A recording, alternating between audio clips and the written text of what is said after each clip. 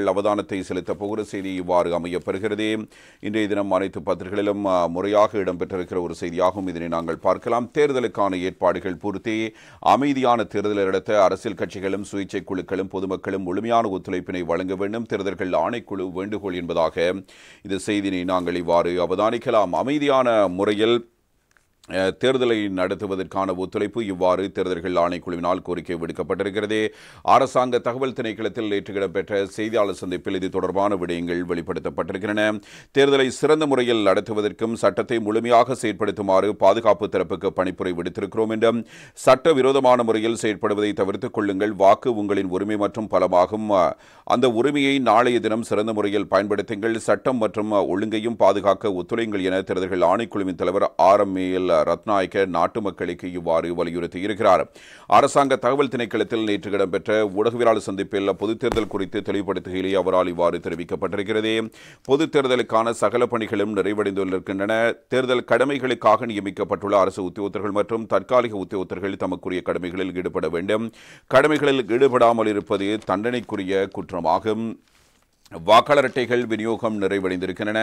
இதுவரையான காலப்பகுதியில் வாக்காளர் அட்டைகள் கிடைக்கப்பெறாதவர்கள் தேர்தல்கள் ஆணைக்குழுவின் சேவைக்குள்ள பிரவேசித்து முறையான வழிமுறைகளை பின்பற்றி தமக்கான வாக்காளர் அட்டைகளை தரவிறக்கம் செய்து கொள்ள முடியும். வாக்காளர் அட்டை இருப்பது கட்டாயமல்ல. வாக்களிப்பு மத்திய நிலையத்தில் ஏற்படும் அசௌகரியங்களை தடுப்பதற்காகவே வாக்காளர் அட்டை வழங்கப்படுகிறது. சேவை ஊடாக வாக்காளர் அட்டைகளை பெற்றுக்கொள்ளாதவர்கள் தேர்வுடர் கிடாப்பில் தாம் பதிவு செய்துள்ள முகவரியில் உள்ள வாக்களிப்பு மத்திய நிலையத்துக்கு சென்று தமது ஆளடையாளத்தை உறுதிப்படுத்திய பின்னர் வாக்களிக்க முடியும். வாக்காளர் அட்டைகள் கிடைக்கப்பெற்றுள்ளவர்கள் வாக்களிக்க செல்லும் போது வாக்காளர் அட்டையை கொண்டு செல்வது வாக்காளர்களுக்கும் வாக்களிப்பு மத்திய நிலைய உத்தியோகத்தர்களுக்கும் இலகுவானதாக இருக்கும். வாக்காளர்கள் சுயமாக சிந்தித்து வாக்களிப்பதற்காகவே தேர்தல் பிரசாரங்கள் அனைத்தும் முடிவுறுத்தப்பட்டிருக்கின்றன. வாக்களிப்பு மத்திய நிலையத்திலிருந்து 500 மீட்டர் தூரத்தை அண்மித்த பகுதியில் தேர்தல் பிரசாரங்களை நேரடியாகவோ அல்லது மறைமுகமாகவோ முன்னெடுப்பது முற்றாக தடை செய்யப்பட்டிருக்கிறது. தேர்தல் தொகுதிகளில் உள்ள காரியாலயங்கள் மற்றும் அவற்றை சூழ அமைக்கப்பட்ட பதாகைகள், கட்சி கொடிகள் அனைத்தும் நீக்கப்பட வேண்டும். வாக்களிப்பு சிவில் பிரஜைகளின் அடிப்படை உரிமையாகும். ஆகவே வாக்களிக்கச் செல்வதற்கு அனைவருக்கும் விடுமுறை வழங்க வேண்டும் என்பது தேர்தல் சட்டத்தில் குறிப்பிடப்பட்டிருக்கிறது. அரசு உத்தியோகத்தர்களுக்கு தாபன விதிக்கோவையின் பிரகாரம் குறைந்தபட்சம் 4 மணித்தியாலங்கள் வாக்களிக்கச் செல்வதற்கு அனுமதி வழங்க வேண்டும். அத்துடன் தூரத்தை அடிப்படையாக கொண்டு விடுமுறை வழங்க வேண்டும். தனியார் துறை சேவையாளர்களுக்கு விடுமுறை வழங்குவது தொழில் அல்லது சேவை வழங்குநரின் பொறுப்பாகும். பின்வரும் அட்டவணையில் காட்டப்பட்டுள்ள விதத்தில் தனியார் ஊழியர்களுக்கு விடுமுறை வழங்கப்பட வேண்டும் என்பதாக நேற்றைய தினம் ஒரு அறிக்கையினையும் தேர்தல்கள் ஆணைக்குழு விடுத்திருக்கிறது. தூரம் அடிப்படையில் எவ்வாறு விடுமுறை வழங்கலாம் என்பது தொடர்பான அறிவிப்பு இவ்வாறு தரப்படுகிறது. எனவே 40 கிலோமீட்டருக்கு குறைவாக இருந்தால் அரை நாள் விடுமுறையும், 40 தொடக்கம் 100 கிலோமீட்டர் வரை இருந்தால் ஒரு நாள் விடுமுறையும், 100 தொடக்கம் 150 கிலோமீட்டர் வரை இருந்தால் 1.5 நாள் விடுமுறையும், 150 கிலோமீட்டருக்கு அதிகமாக இருந்தால் 2 நாட்கள் தூர பிரதேசங்களில் வாக்களிப்பு மத்திய நிலையங்களில் வாக்களிக்கச் செல்ல வாக்காளர்களுக்கு 3 நாட்கள் விடுமுறை வழங்கப்பட வேண்டும் என்பதாக இவ்வாறு தெரிவிக்கப்பட்டிருக்கிறது. எனவே வாக்களிக்கச் செல்லும் போது தேசிய அடையாள அட்டை, பழையது அல்லது புதியது, செல்லுபடியான வெளிநாட்டு கடவுச்சீட்டு, செல்லுபடியான சாரதி அனுமதி பத்திரம், அரசு சேவை ஓய்வூதிய அடையாள அட்டை, சிரேஷ்ட பிரஜை அடையாள அட்டை ஆகியவற்றை காண்பித்து தமது ஆளடையாள அட்டையை உறுதிப்படுத்த வேண்டும். அங்கீகரிக்கப்பட்ட அடையாள அட்டையை காண்பிக்க தவறும் பட்சத்தில் வாக்குச்சீட்டு வழங்கப்பட மாட்டாது. வாக்களிப்பு தினத்தன்று வாக்காளர்கள், வாக்களிப்பு மத்திய நிலைய பணிக்குழாம், போட்டியிடும் வேட்பாளர், வாக்களிப்பு நிலைய உத்தியோகத்தர்கள் மற்றும் கண்காணிப்பாளர்கள், வாக்களிப்பு நிலைய கடமையில் ஈடுபடும் போலீஸ் உத்தியோகத்தர்கள் ஆகியோர் மாத்திரமே வாக்களிப்பு மத்திய நிலையத்துக்குள் பிரவேசிக்க முடியும். போட்டியிடும் வேட்பாளர் வாக்களிப்பு மத்திய நிலையத்துக்குள் பிரவேசிக்க முடியும், ஆனால் வாக்களிக்கும் இடத்துக்குள் பிரவேசிக்க முடியாது. வாக்களிப்பு மத்திய நிலையத்துக்குள் தொலைபேசி கொண்டு செல்வது முற்றாக தடை செய்யப்பட்டிருக்கிறது. அத்துடன் வாக்களிப்பு மத்திய நிலையத்தையும் வாக்களிப்பதையும் புகைப்படம் எடுப்பதையும் காணொலியாக பதிவிடுவதையும் தவிர்த்துக் கொள்ள வேண்டும். ஆயுதங்கள், மதுபானம் மற்றும் போதைப் பொருட்களை கைவசம் வைத்திருத்தல் தடை செய்யப்பட்டிருக்கிறது. மதுபானம் அறிந்துவிட்டு வாக்களிப்பு மத்திய நிலையத்துக்குள் பிரவேசிப்பதை தவிர்த்துக் கொள்ள வேண்டும். வாக்குச்சீட்டுகள் 2 வகையில் தயாரிக்கப்பட்டிருக்கின்றன. மொனராகல, புலனறுவ, கேகாலை ஆகிய தேர்தல் மாவட்டங்களில் ஒற்றை நிரல் வாக்குச்சீட்டு விநியோகிக்கப்படும். ஏனைய 19 தேர்தல் மாவட்டங்களுக்கு இரட்டை நிரல் வாக்குச்சீட்டு விநியோகிக்கப்படும்.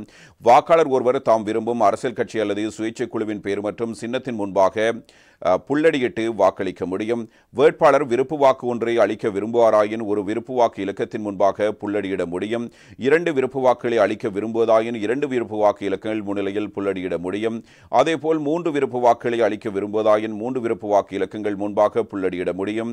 வாக்குச்சீட்டில் உத்தியோகபூர்வ அட்டை வாக்குச்சீட்டில் உத்தியோகபூர்வ அடையாளமிடல் இருத்தல், வாக்குச்சீட்டில் வாக்களிப்பு அடையாளமிடாமல் இருத்தல், அரசியல் கட்சி மற்றும் சுயேட்சை குழுவுக்கு வாக்களிக்காமல் விருப்பு வாக்கு மாத்திரம் அளித்தல், ஒன்றுக்கும் மேற்பட்ட அரசியல் கட்சி மற்றும் சுயேட்சை குழுவுக்கு வாக்களித்தல் ஆகிய காரணிகளால் வாக்குச்சீட்டு நிராகரிக்கப்படும். தேர்தல் சட்டங்களை சிறந்த முறையில் செயற்படுத்திய காரணத்தால் இம்முறை தேர்தல் வன்முறைகள் மிக குறைவாக பதிவு செய்யப்பட்டிருக்கின்றன. பாரதூரமான சம்பவங்கள் ஏதும் பதிவாகவில்லை. வாக்களித்ததன் பின்னர் வீடுகளுக்கு செல்லுங்கள். உங்களின் குடும்பம் உங்களுக்கு மிகவும் முக்கியமானது. ஏதேனும் அசம்பாவிதங்கள் இடம்பெற்றால் அதன் விளைவு தாங்கள் ஆதரித்த வேட்பாளர்களுக்கு தாக்கம் செலுத்தாது. ஆகவே எந்த நிலையிலும் தமது குடும்பத்தை கருத்தில் கொண்டு செயற்படுங்கள். வாக்களித்ததன் பின்னர் பொது இடங்களில் ஒன்று கூடல், ஊர்வலம் மற்றும் பேரணியாக செல்லல் முற்றாக தடை செய்யப்பட்டிருக்கிறது. தேர்தல்கள் ஆணைக்குழு வெளியிடும் முடிவுகள் மீது மாத்திரம் நம்பிக்கை கொள்ளுங்கள். முடிவுகள் வெளியானவுடன் பொது இடங்களில் பட்டாசு கொளுத்துவது சட்டவிரோதமானதொரு செயற்பாடாகும். முரண்பாடுகள் தோற்றம் பெறும் வகையில் செயற்பாடுவதை தவிர்த்துக் கொள்ளுங்கள். அமைதியான முறையில் தேர்தலை நடத்துவதற்கு ஒட்டுமொத்த மக்களும் ஒத்துழைப்பு வழங்க வேண்டும். தேர்தலை சிறந்த முறையில் நடத்துவதற்கு சட்டத்தை முழுமையாக செயற்படுத்துமாறு பாதுகாப்பு தரப்பினருக்கு பணிப்புரை விடுத்திருக்கிறோம். சட்டவிரோதமான முறையில் செயற்படுவதை தவிர்த்துக் கொள்ளுங்கள். வாக்கு உங்களின் உரிமை மற்றும் பலம். அந்த உரிமையை நாளைய தினம் சிறந்த முறையில் பயன்படுத்துங்கள். அத்துடன் சட்டம் மற்றும் ஒழுங்கையும் பாதுகாக்க ஒத்துழையுங்கள் என்பதாக குறிப்பிடப்பட்டிருப்பதோடு மிக பிரதானமாக 10வது இந்த பாராளுமன்ற தேர்தலுக்கான செயற்பாடுகள் இதுவரை அமைதியான முறையில் இடம்பெற்று வருவதை அவதானிக்க முடிவதாக சர்வதேச கண்காணிப்பு அமைப்புகளின் பிரதிநிதிகளும் அறிவித்திருக்கிறார்கள். எனவே கடந்த ஜனாதிபதி தேர்தல் மிகவும் அமைதியான முறையில் இலங்கையில் இடம்பெற்றதாகவும் அதேபோன்று பாராளுமன்ற தேர்தலும் மிக அமைதியான முறையில் நடைபெறும் என எதிர்பார்ப்பதாகவும் சர்வதேச கண்காணிப்பு பிரதிநிதிகள் தெரிவிக்கிறார்கள். தேர்தல் ஆணைக்குழுவின் அழைப்பின் பேரில் இலங்கையின் பாராளுமன்ற தேர்தலை கண்காணிப்பதாக 10 சர்வதேச நாடுகள் மற்றும் தேர்தல் அமைப்புகளின் பிரதிநிதிகள் இலங்கைக்கு வந்திருக்கிறார்கள். அந்த பிரதிநிதிகள் நேற்றைய தினம் கொழும்பு தாய் சமுத்ரா ஹோட்டலில் நடத்திய செய்தியாளர் சந்திப்பிலேயே இது பற்றிய விடயங்களை வெளிப்படுத்தியிருக்கிறார்கள். நெதர்லாந்து, இந்தியா, மாலைதீவு, பங்களாதேஷ், ரஷ்யா உள்ளிட்ட சர்வதேச நாடுகள் மற்றும் சர்வதேச தேர்தல் கண்காணிப்பு அமைப்புகள், தேர்தல் ஆணைக்குழுக்கள் போன்றவற்றின் பிரதிகளை இவ்வாறு தேர்தல் கண்காணிப்பில் ஈடுபடுவதற்கு இலங்கை வந்திருக்கிறார்கள். அவர்கள் இலங்கையின் 10 மாவட்டங்களில் தேர்தல் கண்காணிப்பில் ஈடுபடவிருக்கிறார்கள். திருகோணமலை, மாத்தளை, பொலனறுவை, கொழும்பு, மாத்தர, நுவரெலியா, யாழ்ப்பாணம், பதுளை, கம்பஹா, களுத்துறை ஆகிய 10 மாவட்டங்களில் இந்த 10 சர்வதேச கண்காணிப்பு பிரதிகளும் தேர்தல் கண்காணிப்பு செயற்பாடுகளில் ஈடுபடவிருக்கிறார்கள். அதாவது தேர்தலுக்கு முன்னைய செயற்பாடுகள், தேர்தல் தினத்தன்று இடம்பெறும் வாக்களிப்பு நடவடிக்கைகள், வாக்கு எண்ணும் செயற்பாடுகள் மற்றும் தேர்தல் முடிவுகளை அறிவித்தல் ஆகிய செயற்பாடுகளை இந்த சர்வதேச கண்காணிப்பாளர்கள் கண்காணிக்கவிருக்கிறார்கள். இதனிடையே இலங்கை வந்திருக்கின்ற இந்த சர்வதேச தேர்தல் கண்காணிப்பாளர்கள் நேற்றைய தினம் தேர்தல் ஆணைக்குழு, சிவில் சமூக அமைப்புகள் மற்றும் போலீஸ் திணைக்களம் ஆகியவற்றின் பிரதிகளுடன் பேச்சுவார்த்தைகளை நடத்தியிருக்கிறார்கள். அந்த பேச்சுவார்த்தைகளில் பிரதிபலிப்பாகவே இதுவரை தேர்தல் செயற்பாடுகள் மிக அமைதியாக நடைபெற்றிருப்பதாக கண்காணிப்பாளர்கள் அறிவித்திருக்கிறார்கள். செய்தியாளர் சந்திப்பில் சர்வதேச தேர்தல் கண்காணிப்பு நிறுவனமான கேம்பிரிட்ஜ் அமைப்பின் பிரதிநிதி நசீம் சைடி கருத்து வெளியிட்டிருக்கிறார். தேர்தல் ஆணைக்குழுவின் அழைப்பின் பேரிலேயே நாங்கள் பாராளுமன்ற தேர்தல் கண்காணிப்பு செயற்பாடுகளில் ஈடுபடுகிறோம். அதாவது பல்வேறு தரப்பினரையும் சந்தித்து தேர்தல் செயற்பாடுகள் மற்றும் நிலைமைகள் தொடர்பில் கலந்துரையாடி இருக்கிறோம். நாங்கள் சர்வதேச நாடுகள் மற்றும் அமைப்புகளிடமிருந்து 10 பிரதிநிதிகள் வந்திருக்கிறோம். 10 மாவட்டங்களில் தலா ஒருவர் வீதம் கண்காணிப்பில் ஈடுபடவிருக்கிறோம். இலங்கை மக்களுக்காகவே நாங்கள் இந்த கண்காணிப்பில் ஈடுபட வருகை தந்திருக்கிறோம். இலங்கையில் தற்போதைய சூழலில் சம்பந்தப்பட்ட சகல நிறுவனங்களும் இந்த தேர்தலை அமைதியான முறையில் நடத்துவதற்காக பாடுபட்டுக் கொண்டிருக்கிறோம். அதனை நாங்கள் நன்றாக அவதானித்திருக்கிறோம். மாலைத்தீவு தேர்தல் ஆணைக்குழுவின் பிரதிநிதி முகமது தௌஃபீக்கும் இங்கு கருத்து வெளிப்படுத்தி இருக்கிறார். அவருடைய கருத்தில் நான் கடந்த ஜனாதிபதி தேர்தலிலும் கண்காணிப்பு நடவடிக்கையில் ஈடுபடுவதற்காக இலங்கைக்கு வருகை தந்தேன். இலங்கையில் கடந்த ஜனாதிபதி தேர்தல் மிக அமைதியாகவும் வன்முறைகள் இல்லாமையும் இன்றையும் நடைபெற்றது. அதேபோன்று இந்த பாராளுமன்ற தேர்தலும் வன்முறைகளின்றி மிக அமைதியான முறையிலும் நீதியாகவும் நியாயமாகவும் நடைபெறும் என்று எதிர்பார்க்கிறோம். இதனிடம் அவர்களிடம் ஒரு கேள்வி முன்வைக்கப்பட்டிருக்கிறது. எந்த நீதிகளின் அடிப்படையில் கண்காணிப்பில் ஈடுபட உள்ளீர்கள் என்ற கேள்விக்கும் அவர்கள் பதிலளித்திருக்கிறார்கள். அந்த வகையில் பல மாவட்டங்களில் எமது கண்காணிப்புகள் இடம்பெறும். தேர்தலுக்கு முன்னைய செயற்பாடுகளை கண்காணிப்போம். அதேபோன்று தேர்தல் தினத்தன்று வாக்களிப்பு செயற்பாடுகள் எவ்வாறு இடம்பெறுகின்றன என்பதையும் வாக்கு எண்ணும் செயற்பாடுகளையும் கண்காணிப்போம். இறுதியாக தேர்தல் முடிவுகள் அறிவிப்பையும் கண்காணிப்போம். அதன் அடிப்படையில் எமது கண்காணிப்பு மதிப்பீட்டு அறிக்கையை வெளியிடுவோம் என்பதாக அவர் கருத்து வெளிப்படுத்தியிருக்கிறார். இதே நேரத்தில் தேர்தல் செலவுகள் சட்டம் அமலில் இருக்கிறது தொடர்பாக கண்காணிப்பீர்களா என்ற கேள்விக்கு இலங்கையில் தேர்தல் சட்டம் மூலம் அமலில் இருப்பதாக அதிகாரிகள் எமக்கு தெரிவித்தார்கள். இது தொடர்பாக நாங்கள் பார்ப்போம் என்று அவர்கள் பதிலளிக்க, ஊடக நிறுவனங்களின் செயற்பாடுகளை கண்காணிப்பார்களா என்பதற்கு ஊடகங்கள் பக்கசார்பின்றி தேர்தலின் போது செயற்பட வேண்டும் என்பதாகவும் பதிலளித்திருக்கிறார்கள். தேர்தல் நிலைமைகள் எப்படி இருக்கின்றன என்ற கேள்விக்கும் அவர்கள் பதிலளித்திருக்கிறார்கள். நாங்கள் நேற்று முன்தினம்தான் இலங்கைக்கு வருகின்றோம். எனவே கண்காணிப்பு நடவடிக்கைகளை மேற்கொண்டதன் பின்னரே எமக்கு மதிப்பீட்டை அறிவிக்க முடியும் என்பதாக அவர்கள் கூறியிருப்பதோடு போலீஸ் திணைக்களம், தேர்தல் ஆணைக்குழு மற்றும் சிவில் சமூக பிரதிகளை சந்தித்து பேச்சுவார்த்தை நடத்தி தேர்தலை அமைதியான முறையில் நடத்துவதற்கு தேவையான எங்களுடைய பங்களிப்பை வழங்குவோம் என்று தேர்தல் கண்காணிப்பாளர்கள், அதுவும் சர்வதேச கண்காணிப்பாளர்கள் இவ்வாறான கருத்தினை முன்வைத்திருக்கிறார்கள். இதே நேரத்தில் இன்னும் ஒரு விவகாரத்தையும் நாங்கள் பார்க்கலாம்.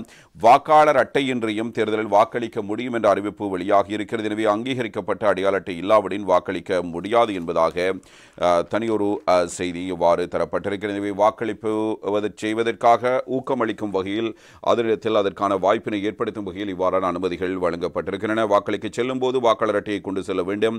அங்கீகரிக்கப்பட்ட அடையாள அட்டை இல்லாவிடின் வாக்குச்சீட்டு வழங்கப்பட மாட்டாது என்ற அறிவிப்பினையும் நாங்கள் இவ்வாறு காணலாம்.